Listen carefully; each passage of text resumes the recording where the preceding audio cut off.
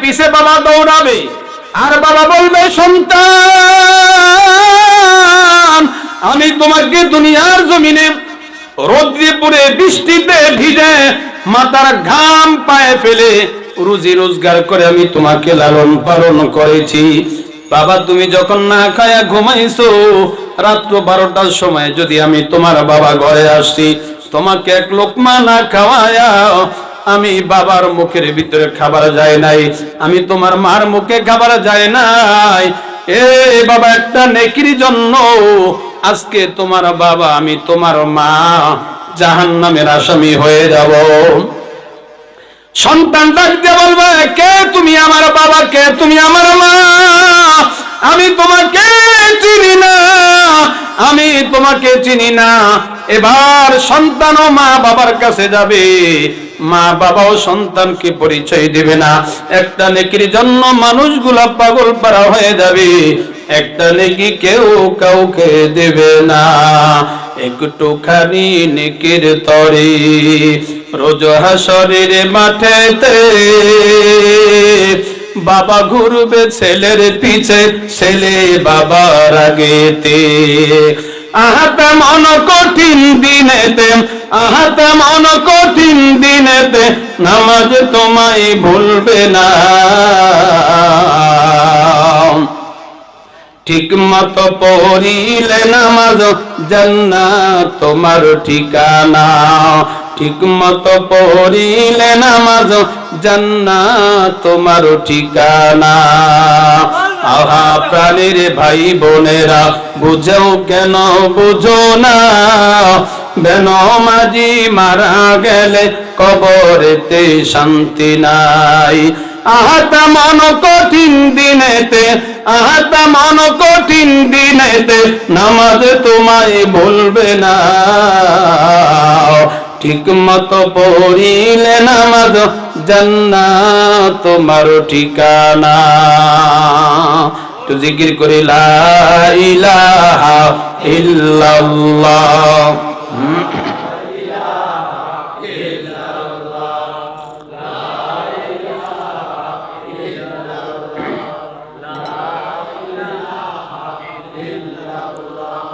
লা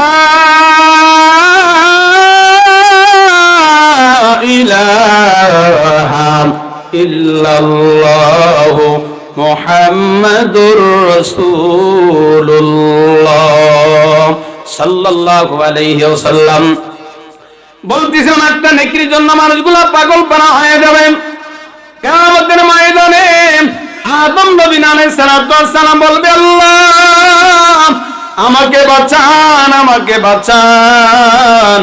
মূসা নবী আলাইহিস সালাম বলবে, আল্লাহ আমাকে বাঁচান। ইব্রাহিম নবী আলাইহিস সালাম বলবে, আমাকে বাঁচান। সমস্ত নবীরা ইয়া নাফসি ইয়া নাফসি করবে, আল্লাহ আমাকে বাঁচান। একমাত্র আখির জামানার পয়গম্বর বিশ্ব নবী মুহাম্মদুর রাসূলুল্লাহ সাল্লাল্লাহু আলাইহি ওয়াসাল্লাম বলবেন, আল্লাহ আমার উম্মতকে বাঁচান। মা আয়েশা সিদ্দিকা রাদিয়াল্লাহু তাআলা আনহা বলেন, ইয়া রাসূলুল্লাহ, ইয়া হাবিবাল্লাহ, কিয়ামতের ময়দানে কিভাবে আপনি আপনার উম্মতদেরকে চিনবেন? আল্লাহ নবী সিজদায় পড়ে কান্না করবেন আর বলবেন, আল্লাহ আমার উম্মতকে বাঁচান, আমার উম্মতকে বাঁচান। আল্লাহ ক্ষমতা দিবে, পাওয়ার দিবে। নবী আপনাকে ক্ষমতা দেওয়া হলো, এই সময় দেওয়া হলো, আপনি আপনার উম্মতদেরকে নিয়ে আমার তৈরি জান্নাতে চলে যান। মা আয়েশা সিদ্দিকা রাদিয়াল্লাহু তাআলা আনহা বলতে বলেন, ইয়া রাসূলুল্লাহ, ইয়া হাবিবাল্লাহ, সমস্ত নবীর উম্মতেরা থাকবে, কোটি কোটি কোটি নবীর উম্মতেরা থাকবে, কিভাবে আপনি আপনার উম্মতদেরকে চিনবেন? আল্লাহ রাসূল বয়ান করে, হে আয়েশা তুমি জানো না ওই কিয়ামতের ময়দানে আমি কিভাবে আমার উম্মতদেরকে চিনব? বলে, দুনিয়ার মধ্যে আমার যেই উম্মত শীতের মধ্যে ঠান্ডা পানি দিয়া, কনকনে শীতের মধ্যে ঠান্ডা পানি দিয়া ওযু করে জামাতের সাথে মসজিদে গিয়ে নামাজ আদায় করেছে, বলে কিয়ামতের ময়দানে আমার উম্মতের চেহারার ভিতরে নূর চমকাবে, নূরে ঝলমল ঝলমল করতে থাকবে। আমি এই দৃশ্য দেখে দেখে আমার উম্মতদেরকে বাঁচিয়া বাঁচিয়া নিয়ে আমি হাউজে কাউসারের পাশে নিয়ে দাঁড়া করে দিব। আমি নবী নিজ হাতে হাউজে কাউসারের পানি পান করে দিব। যেই একবার হাউজে কাউসারের পানি পান করবে, কিয়ামত পর্যন্ত আর কখনো পিপাসা লাগবে না। হঠাৎ করে বন্ধ হয়ে যাবে, পর্দা পড়ে যাবে, পর্দার আড়াল পড়ে যাবে। বলে নবী আপনি কেন বন্ধ করলেন? বলে এই সমস্ত গুলো আমার উম্মত না। বলে দুনিয়ার মধ্যে তারা ফিতনা করেছিল, তারা দিনের মধ্যে অতিরিক্ত করেছিল, বাড়াবাড়ি করেছিল। আমি নবীজির তরিকা মেনে চলে নাই, আল্লাহর বিধান মেনে চলে নাই। আখিরি জামানার পয়গম্বর বিশ্ব নবী মুহাম্মদ রাসূলুল্লাহ সাল্লাল্লাহু আলাইহি ওয়াসাল্লাম বলেন, আখলিস দীনাকা ইয়াকুফিকাল আমালুল কলিল। আল্লাহ নবী বলেন, হে আমার উম্মতেরা, তোমার দিনকে খাঁটি করো, অল্প আমলই নাজাতের জন্য যথেষ্ট হয়ে যাবে।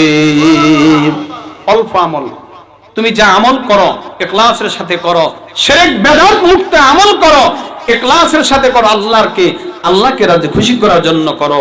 অল্প আমলই আল্লাহ রাসূল বলেন কিয়ামতের ময়দানে তোমার জন্য নাজাতের উসিলা হয়ে যাবে। এই জন্য বলতেছিলাম, জান্নাতীরা নবীর উম্মতেরা যাদের ভিতরে নামাজের নূর চমকাবে, যাদের মধ্যে দানের নূর চমকাবে, যাদের মধ্যে রোজার নূর চমকাবে, যাদের মধ্যে হজের নূর চমকাবে, যাদের মধ্যে যাকাতের নূর চমকাবে, মোটামুটি দিনের আলো তাদের চেহারার ভিতরে ঝলমল ঝলমল করতে থাকবে।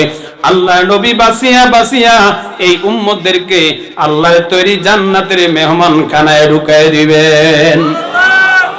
আর যারা জাহান্নামী হবে, তারা জাহান্নামের কাঠগড়ে দাঁড়িয়ে থাকবে, আর চিল্লাইতে থাকবে, ও আমার দুনিয়ার নেতারা, আমার বসেরা, দুনিয়ার মধ্যে তোমরা যা করেছো, যা হুকুম করেছো, তোমাদের হুকুমগুলা কড়ায় গন্ডায় পালন করেছি, ঠিক কি ঠিক না? তোমরা বলেছো মানুষের ঘরে আগুন দাও, জ্বালাও, পোড়াও করো, ভাঙচুর করো। তোমাদের কথা অনুযায়ী দুনিয়ার মধ্যে ভাঙচুর করেছি, জ্বালাও পোড়াও করেছি, হত্যা করেছি, আমরা মানুষকে খুন করেছি। তোমাদের হুকুম বিন্দু পরিমাণ অমান্য করি নাই। দুনিয়ার মধ্যে তোমাদের পাওয়ার ছিল, তোমাদের পাওয়ারে দুনিয়ার মানুষগুলা থরথর করে কাঁপতো। আজকে আমাদেরকে সুপারিশ করে আল্লাহর তৈরি জান্নাতের মেহমান খানায় নিয়ে যান। তখন নেতারা বলবে, আমাদের দুনিয়ার মধ্যে ক্ষমতা ছিল, আজকে আমাদের এই জগতে কোনো ক্ষমতা নাই। একটা ঘটনা কিচ্ছা মনে পড়ছে। এক ডাকাত ডাকাতি করতে রওনা দিয়েছেন। হঠাৎ করে পথিমধ্যে আরেক ডাকাত তার মাথার ভিতরে পিস্তল ধরছে। এই বেটা, তোর কাছে কি আছে, বের কর সব। ও যে ডাকাত, সে তো আর জানে না। ও পকেট থেকে পিস্তল বের করে 2 রানের মাঝখানে ধরছে। একটা ঘটনা কিচ্ছা শুনছি। 2 রানের মাঝখানে ধরছে, দেখ তুই যদি পিস্তল না সরাস, তখন আমি তোকে 2 খণ্ড করে দিব। হঠাৎ করে নিচে তাকায় দেখে যে বিশাল বড় ছুরি। পরে 2 জন হাত মিলে বলে, দোস্ত তুইও যা, আমিও তা। কথা বোঝেন নাই? তুইও যা, আমিও তা। এই জন্য বৃদ্ধা বাবার পর্দার অন্তর, আমার মা বোনেরা, যুবক ভাইয়েরা বলতেছিলাম, দুনিয়ার মধ্যে যারা ক্ষমতা দেখাইছে, বড়াই করেছে, কিয়ামতের ময়দানে তাদের কোনো ক্ষমতা থাকবে না। থাকবে? কোনো ক্ষমতা থাকবে না। এই জন্য আমার মুরব্বী বাবারা, বৃদ্ধা বাবারা, যুবক ভাইয়েরা, পর্দার অন্তরামের আমার মা ও বোনেরা, আমরা কাদেরকে অনুসরণ করব, কাদের কথা অনুযায়ী চলবো? আজকে আমাদের কান থেকে দীপ্ত শপথ গ্রহণ করতে হবে। আমরা সমাজের মধ্যে মেম্বার বানাবো, চেয়ারম্যান বানাবো, যাকে প্রতিনিধি বানাবো, বুঝে শুনে প্রতিনিধি বানাবো, ঠিক কি ঠিক না? আমরা একটা মূল্যবান ভোট দিলাম। আপনি যদি একজন প্রতিনিধি বানাই, আর ওই প্রতিনিধি যদি লম্পট হয়, চোর হয়, জেনাখোর হয়, ঘুষখোর হয়, তাহলে এই জেনাখোর, ঘুষখোর, সুদখোরের কিছু পরিণাম আপনার আমলনামায়ও আসবে। আসবে কি আসবে না? কারণ চুরি করার জন্য সুযোগ করে দিয়েছি, জেনা ব্যভিচার করার জন্য সুযোগ করে দিয়েছি, জুলুম করার জন্য সুযোগ করে দিয়েছি। এই জন্য দুনিয়ার মধ্যে কাকে প্রতিনিধি বানাবো আজকে দীপ্ত শপথ গ্রহণ করতে হবে। বলে সমাজের মধ্যে এমন একটা লোককে প্রতিনিধি বানাবো যেই ব্যক্তি সমাজের কল্যাণে কাজ করবে, গরিব দুঃখীর কল্যাণে কাজ করবে, রাস্তাঘাট পুল নির্মাণের কল্যাণে কাজ করবে, দ্বীনের কাজ করবে। এই সমস্ত লোকদেরকে আপনার আমার মূল্যবান ভোট দেয়া যদি প্রতিনিধি বানাই, দ্বীনের উপকার হবে, হবে কি হবে না? এই জন্য আপনাকে আমাকে কঠোর হস্তে সঠিকভাবে সঠিক পাত্রে আপনার মূল্যবান ভোট দিতে হবে।